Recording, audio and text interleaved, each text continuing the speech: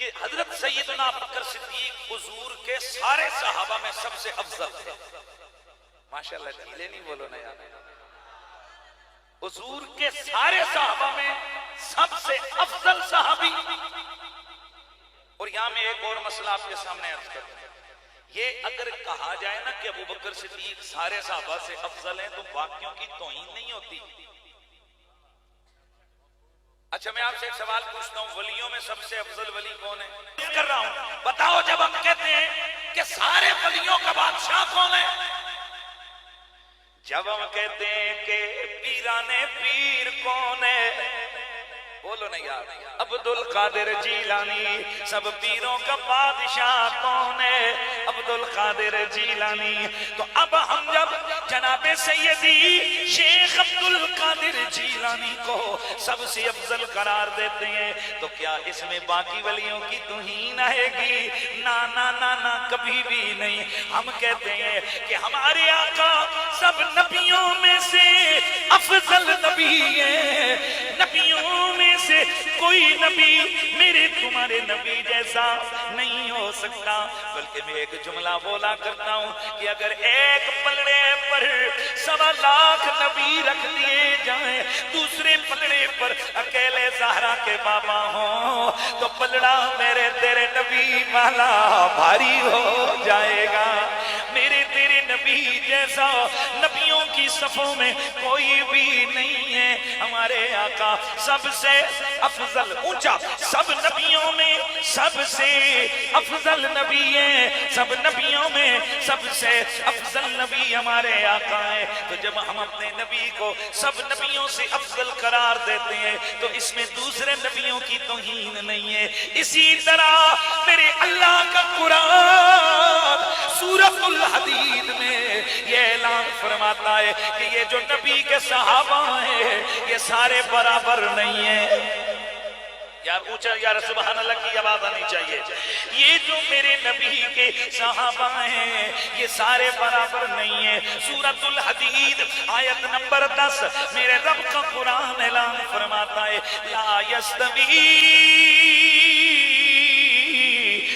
من انفق من قبل الفتح وقاتل اولئک اعظم درجة من الذین انفقوا من بعد وقاتلوا وکلا وعد اللہ الحسنى. میرا اللہ فرماتا ہے کہ یہ جو صلح حدیبیہ یا فتح ہے مکہ سے قبل والے میرے نبی کے یار ہیں.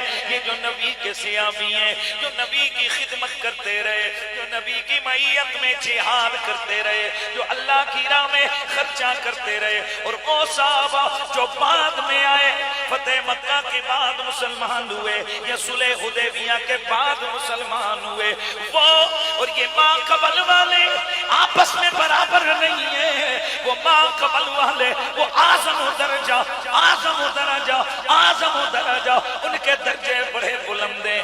اس کا مطلب یہ کہ یہ قرآنی عقیدہ ہے سارے صحابہ ایک جیسے نہیں.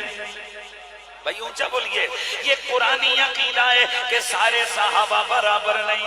یہ قرآنی عقیدہ ہے کہ سارے صحابہ ایک جیسے نہیں, بلکہ ان میں سے کوئی اعلیٰ ہے, ان میں سے کوئی افضل ہے, کوئی مفضول ہے. تو اب ذرا جملہ سن, وہ جو نبی کے سارے یار ہیں سارے صحابہ ہیں, ان سارے صحابہ میں سب سے افضل حضرت ابو بکر صدیق ہیں. اور جب ہم حضرت ابو بکر صدیق کو سب سے افضل قرار دیتے ہیں تو اس میں باقیوں کی توہین لازم نہیں آتی. پہلے تو یہی تو ہم سمجھانا چاہتے ہیں کہ میرے نبی کے جو صحابہ ہیں ان میں کوئی افضل ہے اور کوئی مفضول ہے. کوئی صحابہ افضل ہیں اور کوئی صحابہ مفضول ہیں, اور جو میرے نبی کے افضل صحابہ ہیں ان سارے افضلوں میں بھی سب سے افضل میرے نبی کا یار غار ابو بکر صدیق ہے. اللہ اکبر. اب جب یہ بات سمجھ میں آ گئی کہ ابو بکر صدیق سارے صحابہ میں سب سے, یہ کوئی گپ نہیں ہے یا ہم نے جو ویسے ہی ہم کہہ دیتے ہیں کہ یہ گپ ہے, یہ مولا علی نے فرمایا. میرے نبی کی 20 سے زیادہ حدیثیں یہ بیان کرتی ہیں.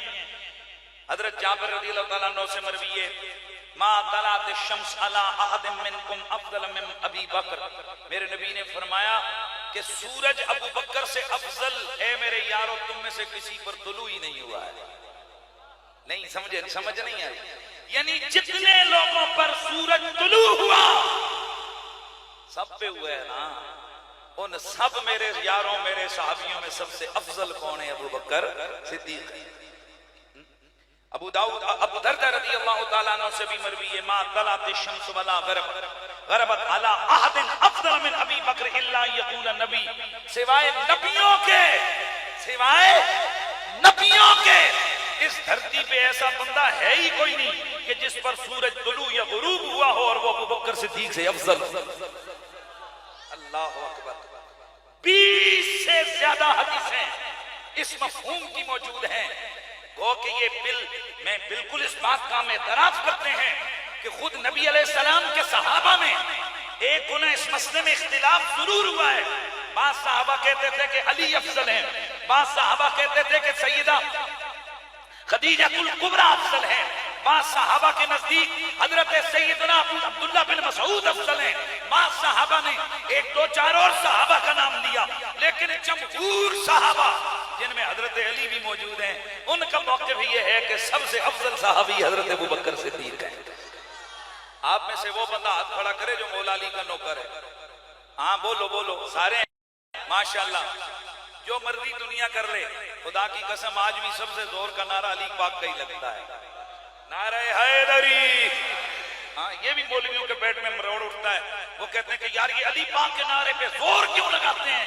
اور حضرت صاحب یہ امام حضرت سیدنا شاہ عبد العزیز محدث دہلوی,